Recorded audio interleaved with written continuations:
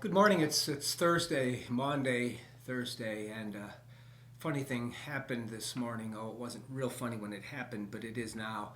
I'm a creature of habit, and every night before she goes to bed, Cindy sets up the Keurig coffee machine, and when I wake up, I simply hit the on button and then the size button, and then I gather my belongings and get ready to go to church. But before I take off, I always grab my cup of coffee.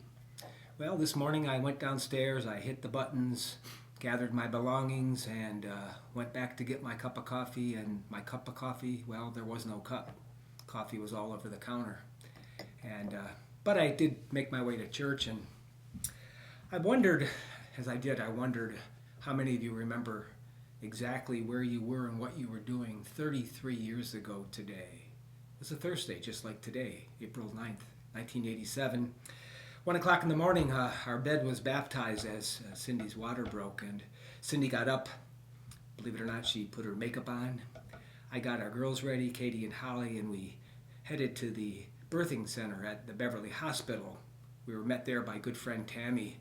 Tammy took care of Katie and Holly while Cindy and I, well, Cindy did all the work. A short while later, CJ made his debut earthly appearance. CJ, named after our fathers, Clayton James.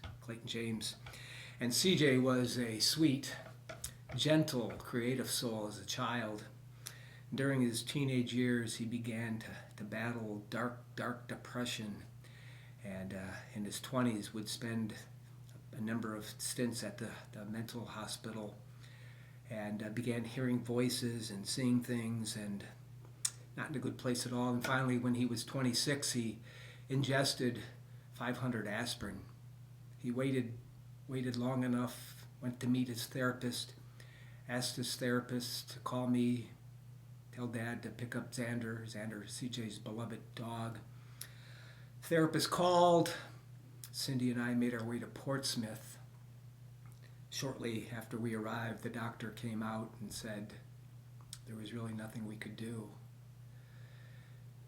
Lots of people are going through dark, tough times right now, and they can't see the light at the end of the tunnel. It's there, I assure you, it's there. But for a lot of us are struggling to see any light in this dark moment that our world is facing right now. And many people feel powerless. But here's one thing I believe with all of my heart. We have tremendous power. I do and you do. That power is within us. The power we have is the power to make a phone call today to a dear friend who's struggling.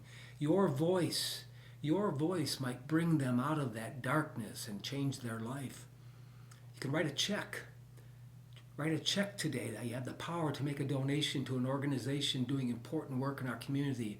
An organization like Lakes Region Mental Health Services, working with people with mental health issues. If you're listening and you don't know what to do, but you need someone to talk to, call me. My number 607-603-524-6057. Call me. When Taryn answers the phone, simply say, Michael asked me to call him. We're going to get through this. Together we're going to get through this. There's hope after the darkness. Easter is coming with its wonderful promise that death and despair, darkness and hopelessness are never the final word. I believe that. I don't know what happened 2,000 years ago, but I believe there is a light in the world working to conquer the darkness. Thanks for tuning in. I hope you have a wonderful, wonderful day. Be safe and be well.